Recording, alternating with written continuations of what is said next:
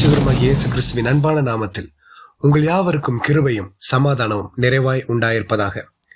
இன்றைக்கு நாம் தியானத்திற்கு தெரிந்து கொள்ளப்பட்ட பகுதி லூக்கா 2ஆம் அதிகாரம் அதன் 32வது வசனம். உம்முடைய இரட்சண்யத்தை என் கண்கள் கண்டது என்றான். ஹல்லேலூயா. இன்றைய காலகட்டத்திலும் நாம் கிறிஸ்துவின் பிறப்பின் பண்டிகையை கொண்டாடி வருகிறோம். இன்று அநேகர் இந்த கிறிஸ்துவின் பிறப்பை எங்கோ என்றோ ஒரு நாள் ஆண்டவர் இயேசு கிறிஸ்து பிறந்தார், அதை நினைவு கூறும்படி இன்று செய்கிறேன் என்று பலர் இன்றைக்கு ஒரு சடங்காச்சாரமாக அதை கொண்டாடி வருகிறார்கள். ஆனால் வெகு சிலர் இந்த நாளை கிறிஸ்துவுக்கென்று ஆதாயப்படுத்திக் கொள்ள வேண்டும் என்று அநேக சுவிசேஷ கூடுகைகள், அநேக கிறிஸ்துவ பண்டிகைகள் என்று சொல்லி அநேகருக்கு பரலோக ராஜ்யத்தின் சுவிசேஷத்தை அறிவித்துக் கொண்டு வருகிறார்கள். பலர் இது ஒரு பண்டிகையாக புசிப்பும் குடிப்பும் ஒன்றாக சேர்ந்து இருப்போம் என்று சொல்லி கொண்டாடி வருகிறார்கள். வெகு சிலர் புசிப்பும் அல்ல குடிப்பும் அல்ல, பரலோக ராஜ்யம் கர்த்தருடைய நாமத்தை உயர்த்துவதே என்று சொல்லி கிறிஸ்துவின் நற்செய்தியை அறிவித்துக் கொண்டு வருகிறார்கள். என்றால் இந்த கிறிஸ்துமஸ் பண்டிகை இன்று அநேகருக்கு ஒரு ஆடம்பர பண்டிகையாகும்.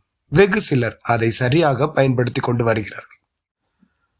அப்படி ஆண்டவருடைய பிறப்பை காண வாஞ்சியா இருந்தவன் அவரை சரியாக கண்டு கொண்டு ஆண்டவருடைய நாமத்தை உயர்த்தின ஒரு மனிதனை குறித்துதான் இன்று நாம் காணப்போகிறோம். அவன் பேர் சிமியோன். ஆண்டவர் இயேசு கிறிஸ்து பிறக்கும் காலகட்டத்தில் யூதர்களுக்கு எல்லோருக்கும் அறிவிக்கப்பட்டிருந்தது, மேசியா ஒருவர் பிறப்பார், அவர் தாவீதின் வம்சத்திலே பிறப்பார் என்று அவர்கள் எல்லோருக்கும் அறிவிக்கப்பட்டிருந்தது.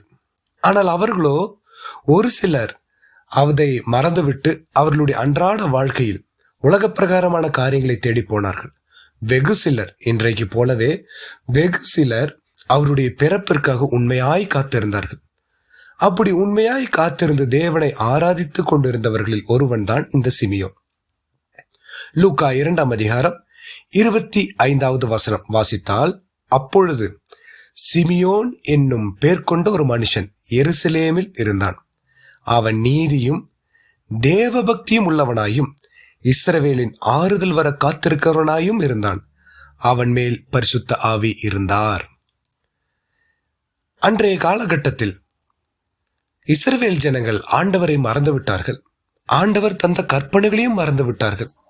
தேவனை எப்படி ஆராதிக்க வேண்டும் என்ற ஒரு சில சட்டத்திட்டங்கள் அவர்களுக்கு கொடுக்கப்பட்டிருந்தது. ஆனால் அவர்களோ அதை மறந்து அந்த சட்டத்திட்டங்கள் எல்லாம் அவர்களுக்கு சாதகமாக மாற்றிக்கொண்டு மனிதர்களை பிரியப்படுத்தி அப்படி அவர்கள் தேவனை ஆராதித்துக் கொண்டு வந்திருந்தார்கள். அது ஆண்டவருக்கோ பிரியமாய் இருக்கவில்லை. ஆண்டவர் அத்தகைய ஆராதனையை அருவருக்கிறார்.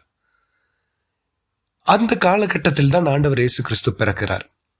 ஆண்டவர் இயேசு கிறிஸ்து பிறக்கும் பொழுது உண்மையாய் அவருக்கென்று காத்திருந்தவர்கள் அவரை அடையாளம் கண்டு கொண்டார்கள். வெகு சிலர் அவரை கண்டு கொண்டவர்கள், அநேகரோ அவரை மறந்து விட்டார்கள், மறுத்து விட்டார்கள், மறுதளித்து விட்டார்கள். ஆனால் இவரோ எல்லோருக்காகவும் இந்த உலகத்தில் வந்தார், அவரே இந்த உலகத்தின் இரட்சகர் என்று இஸ்ரவேலின் ஆறுதல் வர காத்திருக்கிறவனாயும் இருந்தான் என்று நாம் வாசிக்கிறோம். இஸ்ரவேலின் ஆறுதல் யார்? அதுதான் ஆண்டவர் இயேசு கிறிஸ்து. அவர்கள் தேவனை மறந்து போகிறார்கள். அவர்கள் இங்கும் அங்குமாக அலைமோதி கொண்டு இருக்கிறார்கள். அவர்களுடைய வழிகள் ஸ்திரமாய் இல்லை. அவர்களை ஒடுக்குகிறதற்கு அநேகர் வந்து விட்டார்கள் என்று சிமியோன் தேவ சமூகத்தில், ஆண்டவரே இவர்களுக்கு ஒரு ஆறுதல் வர வேண்டுமே என்று விண்ணப்பித்துக் கொண்டிருக்கும் பொழுதுதான் அவனுக்கு கர்த்தரிடத்திலிருந்து ஒரு சத்தம் வருகிறது. கர்த்தருடைய கிறிஸ்துவை நீ காணும் முன்னே மரணமடைய மாட்டாய் என்று பரிசுத்த ஆவியினாலே அவனுக்கு அறிவிக்கப்பட்டும் இருந்தது என்ற வசனம் லூக்கா 2ஆம் அதிகாரம் 26வது வசனத்தில் இருக்கிறது. அவனுக்கு கர்த்தருடைய ஆவியானவர் உணர்த்துகிறார், ஆண்டவராகி கிறிஸ்துவை, இந்த இஸ்ரவேல் ஜனங்களுக்கு வரும் ஆறுதல் தரப்போகிறவரை நீ காணும் மட்டும் நீ மரணமடைய மாட்டாய் என்று அவனுக்கு வாக்குரைக்கப்பட்டிருக்கிறது. இன்றைக்கும் நம்மளுடைய வாழ்க்கையிலே ஆண்டவர் இயேசு கிறிஸ்துவை நாம் சொந்த இரட்சகராக ஏற்றுக்கொண்டிருக்கிறோம். ஆனால் அநேக நாள் நம்மளுடைய வாழ்க்கையில் ஒரு ஆறுதலற்ற நிலை, அங்கும் இங்குமாக அலைமோதி கொண்டிருக்கிறோம். ஏன் இந்த அலைமோதல்? ஆண்டவரை நாம் விட்டுவிட்டோம். அவரை உண்மையாகவே நம்முடைய சொந்த இரட்சகராக ஏற்றுக்கொண்டிருக்கிறோமா? அல்லது இந்த கிறிஸ்துமஸ் தினத்தன்று எல்லோரும் கொண்டாடுகிறார்கள், நானும் கொண்டாடுகிறேன் என்று கொண்டாடுகிறோமா? அவர் நம்மை போல பாவிகளை தேடி இந்த உலகத்திற்கு வந்தார் என்ற உணர்வு நமக்கு இருக்கிறதா? நாம் எதற்கும் தகுதியானவர்கள் அல்ல. ஆனாலும் இயேசு கிறிஸ்துவின் விலையேற பெற்றத்தால் நம்மளை கழுவி சுத்திகரித்து நம்மை தகுதிப்படுத்தி இருக்கிறார். நம்மளுடைய நோக்கமெல்லாம் பரலோக ராஜ்யம் ஒன்றுதான். நம்மளுடைய சிந்தனை எல்லாம் பரலோக ராஜ்யத்தில் தேவனோடு, பரிசுத்தவான்களோடு, நம் ஆண்டவராகிய இயேசு கிறிஸ்துவோடு அங்கே அமர்ந்து அவருடைய பந்தியில் நாம் இருக்க வேண்டும் என்றுதான் நாம் வாஞ்சிக்க வேண்டும். அங்கேதான் நம்மளுடைய கொண்டாட்டமே. ஆனால் இன்றைக்கு இந்த உலக பிரகாரமான கொண்டாட்டத்திற்காக அநேக வருத்தங்கள், அநேக பாடுகள் படுகிறோம், பிரயாசப்படுகிறோம். இந்த கிறிஸ்துமஸ் தினத்தன்று நாம் எல்லோருக்கும் மாதிரியாக இருக்கிறோமோ அல்லது உலகத்தை போலவே நாம் கொண்டாடுகிறோமோ என்று நாம் அனுதினமும் ஆராய்ந்து பார்க்க வேண்டும். இந்த சிமியோனுக்கு பாருங்கள், ஆண்டவர் வாக்குரைக்கிறார், கர்த்தராகிய கிறிஸ்துவை நீ காணும் மட்டும் மரணமடைய மாட்டாய் என்று. எவ்வளவு பெரிய ஆசீர்வாதம் அது! இன்றைக்கு நம்மளுடைய வாழ்க்கையில் வாஞ்சிக்கிறோமா? ஆண்டவருடைய வருகையிலே நாம் எடுத்துக்கொள்ளப்பட வேண்டும். அவருடைய வருகையை நான் வாஞ்சிக்கிறேன், அவருடைய வருகையை நான் எதிர்பார்த்து கொண்டிருக்கிறேன் என்று எப்பொழுதும் பரலோக சிந்தனையோடும் கிறிஸ்துவின் சிந்தனையோடும் கிறிஸ்துவின் வருகைக்காக நாம் காத்திருக்கிறோமா? அப்படி நாம் காத்திருந்தோமே ஆனால் இந்த உலக பிரகாரமானவர்கள் கொண்டாடுகிறது போல இந்த கிறிஸ்துமஸ் தினத்தை ஒரு பண்டிகையாக கொண்டாட மாட்டோம். மாறாக வெகு சிலர் கொண்டாடுகிறது போல இந்த கிறிஸ்துமஸ் தினத்தை ஆண்டவருக்கென்று ஆதாயப்படுத்திக் கொள்ள வேண்டும் என்று இருக்கிறவர்கள் இல்லாதவர்களை அழைத்து அவர்களுக்கு ஒரு உதவிகள் செய்து ஆண்டவர் இயேசு கிறிஸ்துவின் பிறப்பை அறிவிக்கிற வண்ணமாகவே நாம் கொண்டாடுவோம். இந்த நாளிலும் சிமியோனை போல ஆண்டவருடைய வருகையை நாம் வாஞ்சிப்போம். ஆண்டவருடைய பிரசன்னத்தை நாம் விருப்பப்படுவோம்.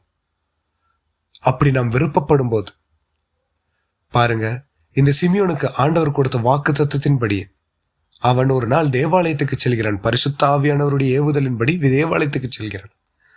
அங்கே ஆண்டவர் இயேசு கிறிஸ்து பிறந்து அவருடைய பெற்றோர்கள் அவருக்கு செய்ய வேண்டிய நியாயப்பிரமாணத்தின்படி செய்ய வேண்டிய கடமைகள் செய்வதற்காக தேவாலயத்துக்கு கொண்டு வருகிறார்கள்.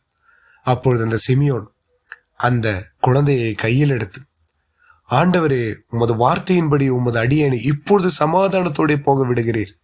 புறஜாதிகளுக்கு பிரகாசிக்கிற ஒளியாகும், உம்முடைய ஜனமாகிய இஸ்ரவேலுக்கு மகிமையாகும்.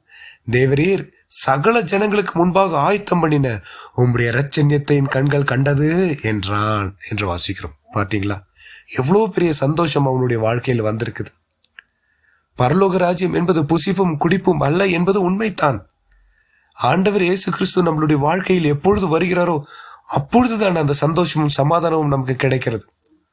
உலக பிரகாரமான ஆசீர்வாதங்களை நாம் தேடி போகும்போது அந்த ஒரு நொடிதான் அந்த சந்தோஷமும் சமாதானமும். ஆனால் ஆண்டவரையே நோக்கி இருக்கும்பொழுது, ஆண்டவருடைய பிரசனத்துக்காக நாம் காத்திருக்கும் போது நம்மளுடைய சந்தோஷமும் சமாதானமும் எப்பொழுதும் கிறிஸ்துவுக்குள்ளாக நமக்கு தேவன் தருகிறவராயிருக்கிறார். இந்த கிறிஸ்துமஸ் தினத்தன்று அநேகருக்கு அநேகம் கொடுக்கப்பட்டிருக்கும், சிலருக்கு சிலது மட்டும்தான் தந்திருக்கும். ஆனால் எதுவாயினும் உள்ளதில் சந்தோஷமாக ஆண்டவருடைய நாமத்தை உயர்த்தும் போது கர்த்தர் நிச்சயம் நம்மை ஆசீர்வதிக்க வல்லவராயிருக்கிறார். எந்த நேரத்திலும் ஆண்டவருடைய நாமத்தை நாம் பறைசாற்றுவதற்கு நாம் தகுதி உள்ளவர்களாய் இருக்கும்படி எப்பொழுதும் கிறிஸ்துவின் சிந்தையுடையவர்களாய் நாம் வாழ கற்றுக்கொள்வோம். இந்த கிறிஸ்துமஸில் ஒரு புதிய உறுதிமொழி ஏற்போம். இந்த ஒரு நாள் மட்டுமல்ல ஆண்டவர், என் வாழ்நாளில் இனி வரும் நாட்களில் எப்பொழுதும் கிறிஸ்துவின் பிறப்பை கொண்டாடும்படியாக, அநேகருக்கு கிறிஸ்துவின் சுவிசேஷத்தை நான் கூறும்படியாக எப்பொழுதும் நான் ஆயத்தமாகி கிறிஸ்துவின் பிறப்பை அனுதினமும் நான் கொண்டாடுவேன் என்று ஒரு உறுதிமொழி எழுப்போமானால் இன்று அவர் விரும்புவது போல பரலோக ராஜ்யத்தை சேர்ந்து கட்டும்படி கர்த்தர் நம்மை அபிஷேகிக்க வல்லவராயிருக்கிறார். இந்த நாளிலும் சிமியோனை போல கர்த்தர் நமக்கும் வாக்குரைத்திருக்கிறார். ஆண்டவர் இயேசு கிறிஸ்துவின் வருகையிலே நம்மை எடுத்துக்கொள்ளும்படி, நித்திய ஜீவனை நமக்கு அளிப்பேன் என்பதே அவர் தந்த வாக்குத்தத்தம். அந்த வாக்குத்தத்தத்தை சுதந்திரத்துக் கொள்ளும்படி கிறிஸ்துவுக்குள் அனுதினமும் நாமே ஒப்புக் கொடுப்போம். ஆண்டவர் தம்மை வருகையில் நம்மை அவரோடு கூட சேர்த்து கொள்வார். இந்த கிறிஸ்துமஸ் தினத்திலே நாம் எப்படி இங்கே கொண்டாடுகிறோமோ அதை விட 1000 மடங்கு மேலான ஒரு சந்தோஷத்துடன் சமாதானத்துடன் பரலோகத்திலே கிறிஸ்துவுடனே கொண்டாடும்படியாக ஒரு நாளை கர்த்தர் ஆயத்தப்படுத்தியிருக்கிறார். அந்த நாளை எதிர்நோக்கி இருப்போம். பரலோக ராஜ்யத்தில் சேர்த்து கொள்ளப்படுவோம். கர்த்தர் தாமே இந்த வசனங்களை ஆசீர்வதிப்பாராக. ஆமேன், ஆமேன்.